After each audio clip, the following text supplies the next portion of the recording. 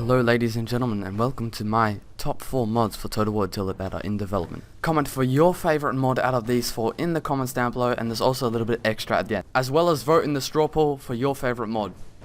Now remember, this isn't meant to be taken all too seriously, it's just to start some discussion, so enjoy! Coming in at number 4, we have the 7 Kingdoms TotalWar mod, converting the whole of the battle system into a TotalWar Westeros era. So you can play as in the era of the War of the Five Kings in George R.R. Martin's A Song of Ice and Fire world. It's depicted, all the art is depicted from the TV show Game of Thrones, because obviously there isn't much to go on from the books. The only reason this isn't higher on my list is because currently there's not much variety between the factions. The Lannisters may look different, but really statistically they're all the same or have the same weaponry. The really good positive thing about the mod is each custom general really adds immersion and realism to the mod. And for those reasons, 7 Kingdoms is number 4 on my list. What will be number 3? Coming in at number 3, we have Medieval Kingdoms 1212 AD TotalWar. This changes the whole battle mechanics into a medieval-esque era. They're also adding a campaign, but the only reason this isn't higher on my list is because the mod currently, of course, doesn't have a campaign, but luckily it does have a sub-mod, 1088 AD, that sets the map into the age of Charlemagne. But you do sort of have a right now playable campaign, although the one they're making is going to be a lot better and a lot different.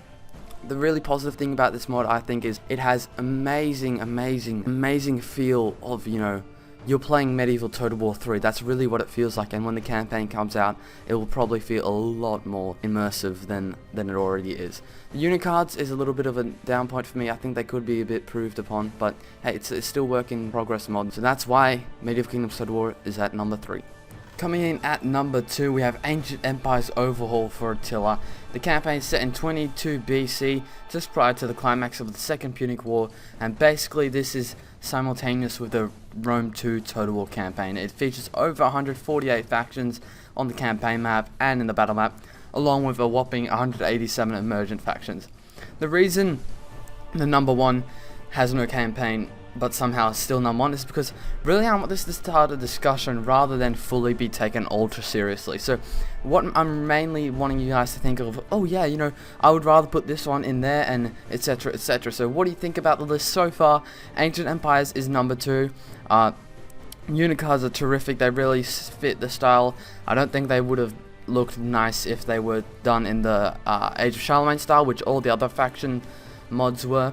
I think this looks absolutely amazing. The UI looks gorgeous, the battle map itself along with the custom battle models, and I just can't wait till the campaign releases. There's lots of hype out for that, so that's why Ancient Empires is number 2 on my list.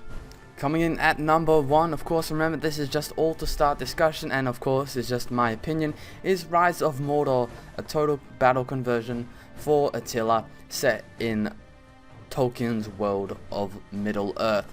I'm personally a little bit biased, of course, because this is the only mod that hasn't been released yet. It's the only mod that has been, you know, doesn't have a campaign apart from, of course, 7 Kingdoms.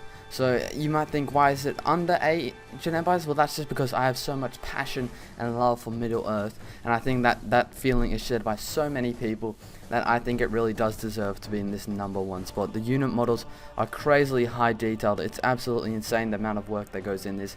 It's all done for free. All of these mods, it's actually insane. I can't believe it. But I want to ask you all to stick around to after number 1 has finished. There's a little bit of a preview and a little bit of an extra hint on the number 0 mod in development.